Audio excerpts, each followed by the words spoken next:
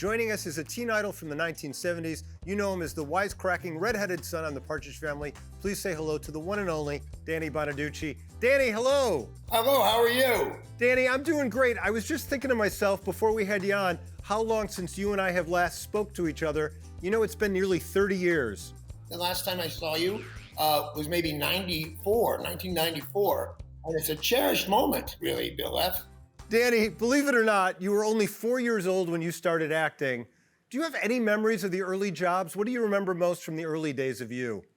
I kind of hesitate to answer that question because once I say this, like it's all downhill from there. You're going to be really surprised at my answer to this. But one of my earliest memories of being in show business is the movie I did with Elvis Presley. A movie called The Trouble with Girls.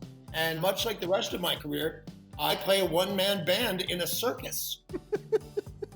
Hey, Danny, you were 10 years old when you landed the role of Danny. What are some of your favorite memories of being on that set? One of my favorite memories is Shirley got mad at me. I was 10 or 11 or 12, but you know, I was just Danny Bonaduce confined in the body of a child.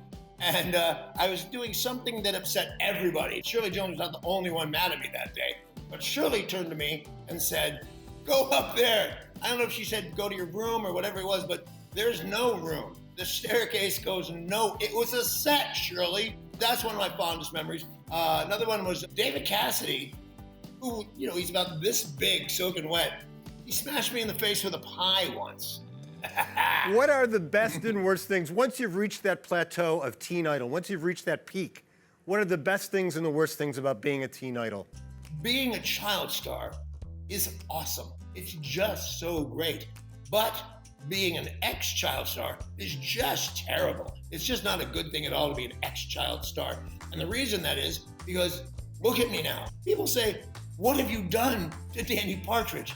You told me one time, Danny, and you have to remember, this is 30 years ago, I asked you what the worst job you ever had was, and you explained to me there was a Christmas situation where you went to a shopping center that had a big Christmas tree because? Because I was Danny Partridge in a pear tree. And I like the term has-been. And being a has-been means, because it sounds terrible, but really what it means is you've done something amazing. And everybody knows you for doing this amazing thing. And now you don't do that amazing thing. And one of the things about being a has-been is you will take money to do just about anything. And I will tell you this, my friend, I have been Danny Partridge in a pear tree 25 times.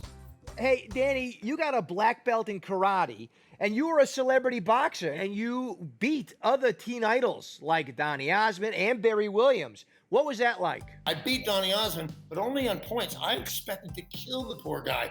Fast forward, I don't know, a billion years. I'm going to fight Greg Brady. And I'm boxing by these days. I'm in the ring to train all the time. And the bell rings, and I think, okay, I'm not going to kill the poor guy. He seems sweet to me. I think 3 or 4 seconds go by.